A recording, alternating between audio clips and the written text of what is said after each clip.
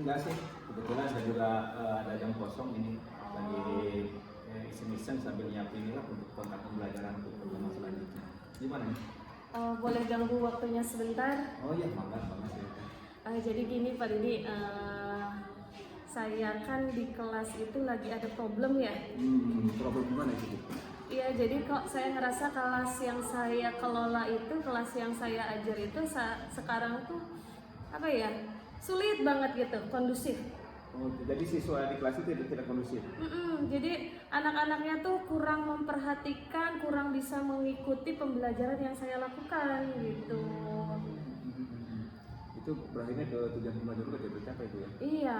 Menurut Ibu, kira-kira hal yang membuat anak tidak fokus itu apa Bu ya? Nah justru itu saya pengen mungkin ya dari keterampilan saya mengelola kelas kali yang kurang ya Pak ya. Makanya saya berharap bisa ngobrol dengan Pak Didi gitu, menemukan solusi terkait dengan permasalahan yang saya hadapi itu gitu. Bisa Bu. Tapi sebelum ke sana, sebelum visi, menurut Ibu nih, kira-kira yang bisa Ibu lakukan agar siswa itu kondusif itu seperti apa sih? Mungkin dari ini ya, mengatur kelas, teknis dalam mengatur dan mengelola kelas. Nah nanti saya berharap Pak Didi itu bisa mengobservasi saya. Nah, mengobservasi saya, proses saya ngajar di kelas untuk menemukan kira-kira apa sih kurangnya atau misalnya apa sih kompetensi yang saya butuhkan di situ gitu. Bagaimana Pak Didi? Iya. Kira-kira Ibu hari apa Bu ya? Insya Allah sih besok Pak. Besok. Besok sudah siap. Gitu. Jam berapa itu ya? Jam ketiga dan keempat sebelum istirahat. Jam 3 ke 4 bisa. Oh iya, kebetulan kalau jam itu saya ada waktu lah. Kebetulan saya juga tidak ada jam mengajar kelas gitu kan. Jadi bisa untuk jam 3 dan 4 saya mungkin mengamati Bu ya, mengamati Ibu untuk melaksanakan kegiatan pembelajaran di kelas. Nah sebelum kita praktek Bu, mungkin ada harus kita siapkan juga Bu ya. Kira-kira Ibu kelas apa yang dipakai dia untuk supervisi? Untuk supervisi, insya Allah saya pakainya kelas 7A Pak, fase D1A. Fase D1A. Kebetulan jam ngajarnya pas di situ gitu. Jadi kita pakai kelas itu untuk tahu lah kondisi mengajar di kelas bagaimana. Iya. Jadi intinya pembelajaran Ibu harapkan itu nanti anak itu aktif dan pembelajarannya. Oke, Ibu sudah buat RPP-nya kan? Alhamdulillah sudah ada Pak untuk RPP. Jadi termasuk tujuan pembelajaran sudah ada ya? Tujuannya kalau untuk besok itu, jadi kebetulan sudah masuk ke bab 2. Jadi tujuan pembelajarannya itu adalah tentang wujud zat. Jadi yang pertama anak bisa menjelaskan tentang wujud zat. Yang kedua anak bisa membedakan wujud zat itu antara padat, cair, dan gas. Dan yang ketiga anak bisa memahami perubahan dari ketiga wujud zat itu tujuan pembelajaran untuk besok Pak. Oke. Berarti tujuan udah lengkap lah. Cuma saya juga perlu tahu juga Bu ya, area pengembangan yang Ibu hendak capai itu apa? Biar saya kan bisa sambil memperhatikan pembelajaran itu jadi ada gambaran untuk saya, oh Ibu ingin area pencapaian seperti ini gitu. Jadi saya ada gambaran. Iya, jadi karena kesulitan saya dalam pengelolaan kelas ya Pak ya, jadi saya pengen nanti untuk area pengembangannya itu ada di kompetensi pengelolaan kelasnya itu. Jadi bagaimana sintak dari pembelajaran itu berjalan, lalu apakah dia sesuai tidak untuk kondisi kelas, apakah mencukupi atau memenuhi kebutuhan murid belajar juga gitu. Nah makanya kalau misalnya semua kompetensi pengelolaan kelas itu sudah ada, ya pastikan tujuan akhirnya adalah pada murid dia bisa mengikuti pembelajaran dengan baik, aktif gitu. Ya pengennya sih area pengembangannya di situ terkait dengan pengelolaan kelas itu supaya lebih kondusif. Kalau begitu ya sudah bisa. Tapi strategi yang akan dilakukan pada supervisi itu seperti apa Bu ya? Nah untuk strateginya saya sudah merancang RPP Pak ya. RPP pembelajaran untuk besok yang di dalamnya ada pembelajaran diferensiasi. Nah, jadi saya menganalisisnya salah satu kendala dari proses pembelajaran tidak berjalan itu kan mungkin anak pembelajaran tidak pas untuk anak, jadi tidak semua anak gitu bisa mengikuti. Makanya saya coba rancang strategi pembelajaran diferensiasi untuk mengakomodasi kebutuhan anak itu. Apakah setelah dirancang seperti itu anak bisa mengikuti seluruhnya atau tidak gitu. Ya udah kalau gitu nggak jadi masalah Bu ya. Oke, berarti saya insya Allah pada besok saya siap ya besok untuk melakukan pengamatan pada proses pembelajaran yang dilakukan di kelas. Nah kalau seperti itu nanti saya minta itu nih Bu ya, biar saya bisa pelajari nanti malam nih otak atik nih bagaimana nih. Jadi saya ketika mengamati Ibu mengajar, saya ada gambaran gitu, seperti apa yang ingin Ibu capai dan seperti apalah hasil yang bisa maksimal. Siap. Oke, nanti saya kirim RPP-nya. Siap. Oke, terima kasih Bapak, ditunggu kehadirannya besok. Sama-sama. Assalamualaikum. Semoga sukses Bu. Amin. Waalaikumsalam warahmatullahi wabarakatuh. Assalamualaikum warahmatullahi wabarakatuh. Waalaikumsalam warahmatullahi wabarakatuh. Apa kabar? Baik. Sehat semuanya? Sehat. Alhamdulillah hari ini kita bertemu lagi pada mata pelajaran IPA ya. Ini sudah masuk kita ke pekan bab kedua. Nah, sebelum kita memulai pembelajaran, alangkah lebih baiknya kita mulai pembelajaran dengan berdoa. Oke, siapa yang mau memimpin doa? Oke, silakan. Sebelum belajar, marilah kita membaca doa terlebih dahulu. Berdoa dan berdoa.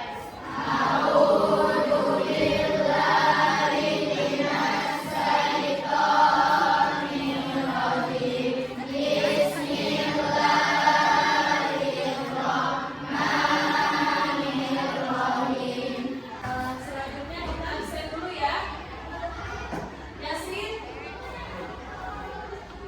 Abdul Qawi, Ahmad Rizki, Alfan.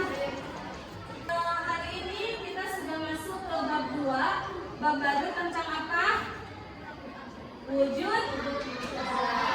Oke, tentang wujud zat. Di minggu sebelumnya kita sudah belajar tentang pengukuran, metode ilmiah dan lainnya. Bab ini kita akan belajar tentang wujud zat. Sebelum masuk ke pembelajaran, kalian tahu es batu tidak? Tahu. Es batu itu bentuknya bagaimana? Wujudnya? Ada yang kotak, ada yang bulat.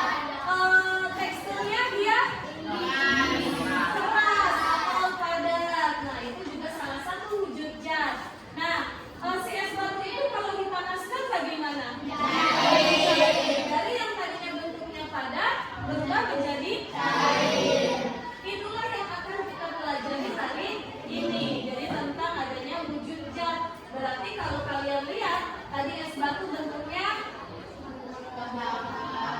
kotak, padat, ya. Sedangkan kalau sudah mencair jadi cair. Lalu ada satu lagi wujud zat. Apa? Yang mengisi balon. Udara atau gas. Jadi wujud zat itu ada 3, padat, cair, dan gas atau udara. Nah, kita akan mempelajari ketiga wujud zat tersebut melalui kegiatan pembelajaran hari ini. Siap? Jadi hari ini kita akan belajar tentang wujud zat, ada padat, cair, dan gas. Nah, di buku kalian sudah ada materinya, ada gambar-gambar, dan di depan juga sudah ditambahkan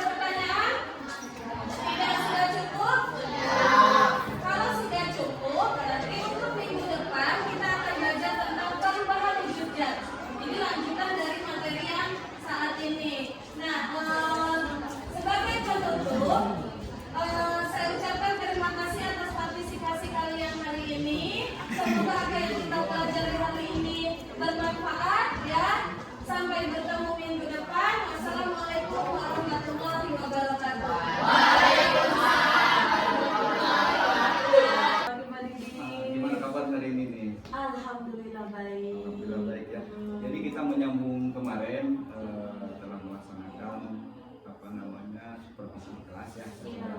melewati pembelajaran yang ibu lakukan. Nah, mungkin hari ini kita ngobrol-ngobrol sambil mengevaluasi sejauh mana kegiatan yang ibu lakukan kemarin di kelas. Iya. Nah, langsung aja nih Bu ya, ada beberapa pertanyaan yang akan saya ajukan ke ibu nih. Iya. Yang pertama Bu, bagaimana sih perasaan ibu ketika melaksanakan kursus di kelas tersebut? Saya amati ibu, bagaimana sih perasaan ibu ketika di kelas? Iya Pak, jadi kemarin ketika kegiatan supervisi atau pengamatan di kelas itu kan memang beda ya suasana antara ketika kita ngajar biasa dengan ketika diamati oleh orang lain gitu. Dan itu memang kalau dibilang perasaan ya grogi dan gugup, makanya sampai ada beberapa kesalahan kecil gitu yang terjadi karena posisi kitanya dalam posisi yang gugup diperhatikan oleh orang di luar dari kelas. Pastilah. Gitu. Ini apalagi yang pertama gitu Bu ya, Iya. pasti perasaan itu pasti ada. Tapi alhamdulillah kan sudah bisa berjalan dengan baik. Alhamdulillah berjalan. Terus Bu, bisa ceritakan kembali Bu, apa namanya area pengembangan yang ibu lakukan pada kegiatan pembelajaran kemarin. Untuk area pengembangannya itu kan kemarin rencananya pada teknik saya dalam pengelolaan kelas itu Pak ya, melalui proses pembelajaran bagaimana caranya siswa dapat aktif keseluruhan dalam mengikuti pembelajaran gitu. Itu untuk area pengembangannya kemarin. Kalau strateginya kan kemarin saya menyiapkan FPP, lalu media dan bahan-bahan yang dibutuhkan dalam proses pembelajaran gitu Pak. Nah, sekarang ibu kan sudah melaksanakannya seperti itu ya. Nah, sejauh mana yang ibu rasakan, apakah area pengembangan yang ibu inginkan di awal supervisi itu kan, apakah sudah tercapai atau belum itu? Kalau secara sempurna mungkin belum ya Pak ya, tetap karena memang kemarin kan saya menggunakannya metode diferensiasi, pembelajaran diferensiasi, lalu menggunakan model demonstrasi. Nah, kalau untuk keaktifan mungkin sebagian besar sudah ada kemajuan karena di demonstrasi itu kan anak-anak diminta untuk maju mempraktekkan apa yang materi yang akan dipelajari gitu. Kalau itunya sudah berjalan, tetapi masih ada beberapa siswa yang setelah dimodifikasi pembelajaran itu yang masih belum bisa mengikuti gitu. Jadi belum seutuhnya, Belum 100%. belum 100%, tapi minimal sudah ada peningkatan. Ternyata anak dengan metode dan model pembelajaran seperti itu minimal sebagian besar bisa mengikuti gitu. Jadi oke, seperti itu kendalanya Bu ya. Nah, menurut ibu nih yang ibu rasakan, kenapa sih tidak seluruh siswa itu bisa mengikuti apa yang ibu harapkan? Kenapa siswa nggak aktif semua kan gitu? Kalau saya sih mengamatinya apa ya, dari karakter siswanya juga mungkin yang sering bermasalah itu memang anak itu selalu mengganggu di kelas gitu. Nah makanya mungkin kendalanya apakah harus pendekatan ataukah harus bagaimana gitu. Ini masih dipikirkan oleh saya gitu karena kemarin berdiferensiasi konten dan produk, ternyata ada kemajuan sedikit tetapi anak tersebut masih belum bisa. Mungkin saya nanti ke depannya harus mencoba proses, dan mungkin proses pembelajaran yang saya berikan kemarin memang belum sesuai dengan anak tersebut mungkin gitu Pak. Jadi anak masih ogah-ogahan gitu mengikuti. Berarti dari prosesnya Bu ya? Mungkin kan ya.